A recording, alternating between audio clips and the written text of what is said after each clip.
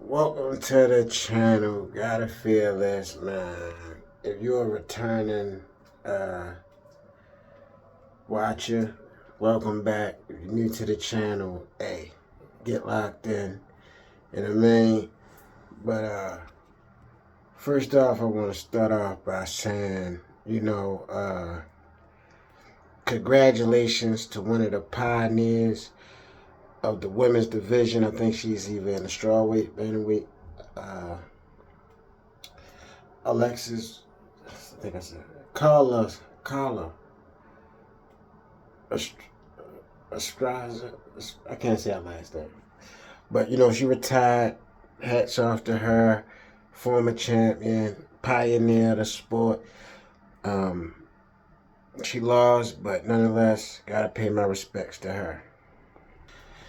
All right, let's get at the topic at hand. Alex Pereira versus KHALIL Rountree. Light heavyweight fight. Main card.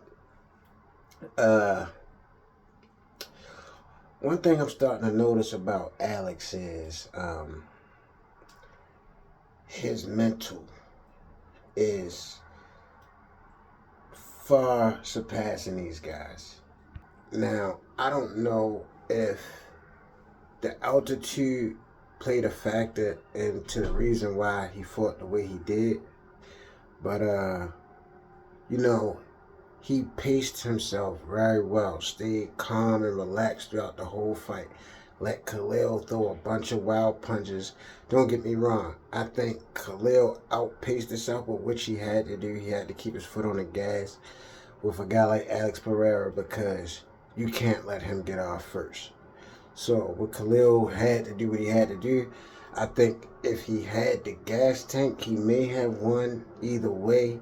But, with Alex Pereira, I think he was just pacing himself and was going to go in for the kill in the 5th round like he did against the first fight with Izzy. The same concept. Stayed calm and focused throughout the first 4 rounds. Did a little bit more as the rounds went on. He even said it himself. He's saying KHALIL, looking visibly gassed by the 2nd round. I mean, we all could see the diminishing of his stamina as the rounds went on. And by that 4th round, man, if he would have even made it to the 5th round, as we saw in that 4th round, he was a sitting duck for about at least half the round, probably more than that. His punches, I could have dodged them. And he was throwing them soft and just putting them out there any kind of way, sitting duck. I mean, Alex Pereira, his jab was tremendous, and I think those leg kicks played a huge factor. KHALIL did a good job playing it off, but from the outside looking in, I don't know if Alex Pereira can see it as well, but you could see visibly that KHALIL was having trouble with his legs. And the way that Alex throws those leg kicks, man, it's just, he just whips them straight off the quick and fast and hard, and he was tearing that leg up. And KHALIL Rountree was very predictable in his strikes and what he was doing. He didn't throw any kicks until about the 4th round, 3rd or 4th round, which was I didn't know he was a kick heavy type of guy, but Joe Rogan alluded to that he kicks more than that. And one of the things I say all the time on this channel, you gotta listen to what these guys say. And I think KHALIL Rountree went into this fight knowing he was going to lose.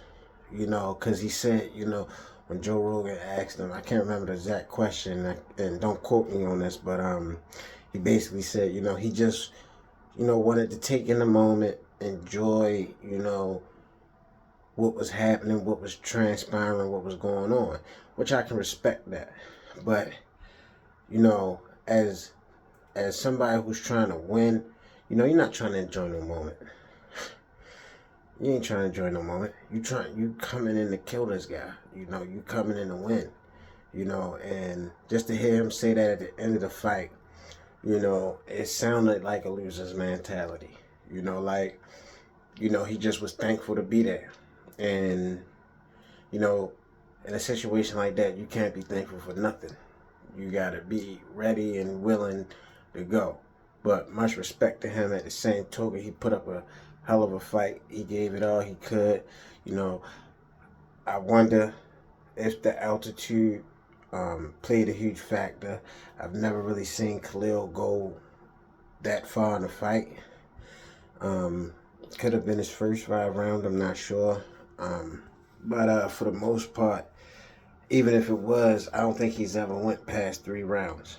You know, so, you know, I think he should have worked on his conditioning a lot more. I think that would have, you know, served him well. Who knows, the outcome would have changed, because I think Alex Pereira kind of knew that, you know, that the altitude would play a factor. So, you know, he paced himself, you know, and just had Khalil looking amateuresque out there. Like he just was doing anything, you know, like I said earlier about him alluding to the fact that, you know, he just was enjoying it and taking it all in. You know, that fight kind of reminded me of a boxing fight of Boo Boo Andre versus David Benavidez. You know, Boo Boo Andre just doing the most, doing what he can to, you know, try to steal some rounds.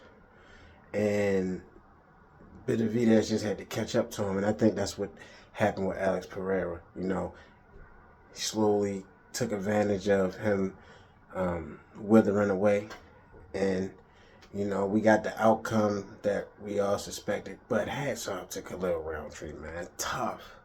That was all heart and grit, and you know, to be a sitting duck like that, and Alex Pereira looking like a fucking pack of wolves on a baby lamb. You know, slowly just looking at him and like, where am I hit you at? No, I'm gonna wait till you move over there. Boom. You know, and it was just, I think the ref should have stopped it sooner. You know, I think Khalil wanted him to stop it sooner, for real. But, you know, he gave him a chance. And them 2 body shots was vicious. I'm talking about ripped through the body, left, right. I mean, it was the right first and then the left, but it was, you seen it. And then when he dropped, I'm glad the ref, and Alex Pereira, you know, he knew it was over. He didn't go wailing on him or nothing like that. Yo, Alex Pereira is something special. Just imagine if he did this from a young age. You know, he was in Dream, you know, a 2-weight champ over there, you know, dominating. You know, to come here in 9 fights, you know, and win 2 divisions, you know, they saying possibly he could go up to heavyweight. You know, he was already a big middleweight. You know, and light heavyweight is perfect for him. He said the weight cut is great, it's easy, you know. And for him to be a light heavyweight and still have to cut weight, I could only imagine how massive he was at middleweight. And, you know, for them to say, you know, he's big enough to go to heavy, it's crazy. I don't think he can run with those guys because I don't think he's that big. But with the power that he has, you know, like Rumble Johnson, Anthony Johnson, man, it's like him. Because Rumble was a small guy with lots of power, but as he went up, the power just got more vicious. I'll never forget when he knocked Daniel Cormier across the fucking cage. But nonetheless, man, hats off to Alex. It's like, and then and the other thing about him, he's fighting often. Just like Kevin Holland, he's on every 3rd card. Every 3 months he's fighting. 3 to 4 months. It's like, this guy's just impeccable, man. It's just amazing to see what he's doing. And I just, like everybody else, we can't wait to see him again. And the way he fight, well, that was a little bit more tougher fight for him. You know, Khalil did put it on him a little bit. So, you know, for me, I was about to say we might see him before the year out again. But you never know with this guy. You know, he didn't take a lot of damage, and he never takes a lot of damage. But for the most part, you know, and I've never seen him welded up. He was welded up this fight, but I've never seen him lumped up, buddy, nothing. So we just gotta wait and see, man. This is greatness. First ballot Hall of Famer, easy. You know, in so little fight, so little time, dominating at a high level. Like, how far can he go? Where's the ceiling? When does he stop? You know, like, at what point?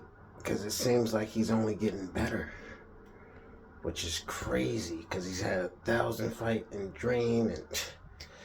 But I don't. That's enough for me. Let me know what y'all thought of the fight, man. I thought it was great. Man, like, subscribe, comment. Hey, you know what I mean? Shit, I'm out.